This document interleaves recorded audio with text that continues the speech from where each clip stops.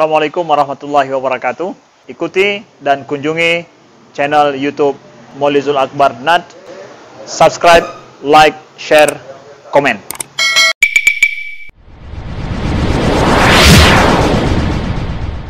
Tentang suara perempuan, tadi perempuan azan tidak ada syariat. Kemudian iqamah pun hanya dibolehkan kalau seandainya tidak terdengar suaranya oleh laki-laki. Ini menunjukkan ada sesuatu yang dijaga dari suara perempuan. Padahal itu pekerjaan baik yang tidak mengundang syahwat. Tapi itu pun dilarang. Nah, bagaimana seandainya seorang perempuan hari ini tampil di depan laki-laki, kemudian membaca Al-Quran, didengarkan dengan seksama oleh laki-laki. Saya pernah membaca masalah ini dalam beberapa fatwa. Juga saya dapatkan dalam kitab Fiqh Islami wa Adillatuh Syekh Wahbah Zuhaili ketika menjelaskan tentang suara perempuan pada jilid pertama, apakah suara perempuan aurat atau bukan. Jawaban jumhur ulama, kalau ditanya tentang hukum apakah suara perempuan termasuk aurat, maka jawaban jumhur bukan aurat. Suara perempuan bukan aurat. Dengan dalil sahabat sering mendengarkan isteri Nabi memberikan keterangan-keterangan. Maka sahabat bertanya ke Aisyah, sahabat bertanya ke Ummu Salamah. Semua mereka bersuara di depan sahabat. Ini menunjukkan bukan aurat. Kalau aurat, suara-suara perempuan tidak mungkin dibolehkan diperdengarkan kepada selain suami-suami mereka.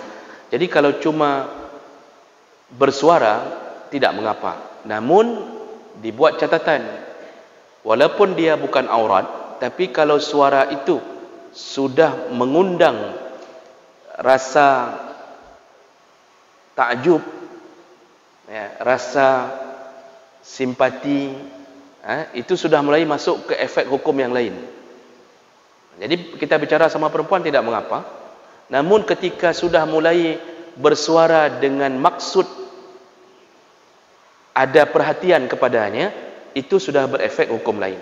Makanya di dalam kitab Fiqh Islami disebutkan perempuan yang mengaji di depan laki-laki, yang kemudian para laki-laki takjub kepadanya dengan suara indahnya, itu pun menjadi haram. Silakan buka kitab Fiqh Islami wa Adillatuh dalam bab ketika membicarakan suara perempuan aurat atau tidak. Maka sebenarnya mengaji di depan laki-laki pakai mic oleh seorang perempuan itu tidak dianjurkan, bahkan masuk ke ranah syubhat kalau seandainya masih ada yang mengatakan itu kan syiar. Kenapa harus mensyiarkan perempuan di hadapan laki-laki? Kenapa tidak buat saja musabaqah tilawatil Quran sesama perempuan? Kenapa harus digabungkan dengan laki-laki? Itu kan solusi. Namun hari ini tentunya pasti ada yang mengatakan, oh susahlah menyodap pegat dua ge. Masa nak MTQ perempuan, MTQ laki-laki, susah pasti begitu. Tapi di tempat negara-negara yang menjaga ini, itu tidak digabung memang Pak. Yang MTQ laki-laki untuk laki-laki, yang perempuan untuk perempuan. Nah, suara-suara mereka pun tidak direkam. Kalau negara-negara yang menjaga ini tidak direkam. Berbeda kalau rekaman pribadi-pribadi, yang negara tidak merekam, maka jarang sekali mendengarkan qari'ah dari perempuan yang direkam di negara-negara seperti Mesir. Tidak pernah merekam qari'ah perempuan, tidak pernah. Oh, ada ke Ummi Kalsum, itu bukan qari, itu memang penyanyi. Kalau penyanyi enggak usah bicara masalah hukum, ini hambo saja apa yang nama. Ummi Kalsum itu memang penyanyi, bukan qari. Dan yang merekamnya pun bukan orang yang berpikir tentang agama.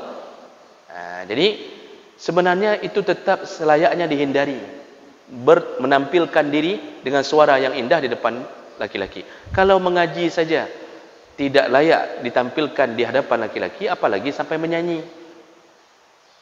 Ini ibu-ibu jangan sampai disuruh menyanyi di depan laki-laki ketika acara-acara tertentu, acara dewe-dewe, acara Persit Kartika Chandra, apa yang betul ini? Acara entah ibu-ibu melakukan sesuatu yang sifatnya kita menikmati, ada isteri kita menyanyi di depan laki-laki, semuanya tepuk tangan, sampai ada yang mulai kagum ke isteri kita. Ini bahaya, Pak. Bahaya ini. Ya. Jadi tidak baik dan bisa jatuh ke haram kalau menimbulkan syahwat laki-laki. Oh, kalau urusannya tadi syiar seperti musabaqah, maka tadi saya menyebutkan bisa syubhat, bisa jatuh antara halal dan haram.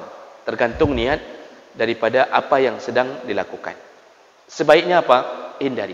Sebaiknya hindari. Jadi kalau kita punya anak gadis, sebaiknya tidak usahlah. Kalau yang model-model mengaji di depan laki-laki, tidak usahlah. Tidak usah ikut serta, kecuali sesama perempuan.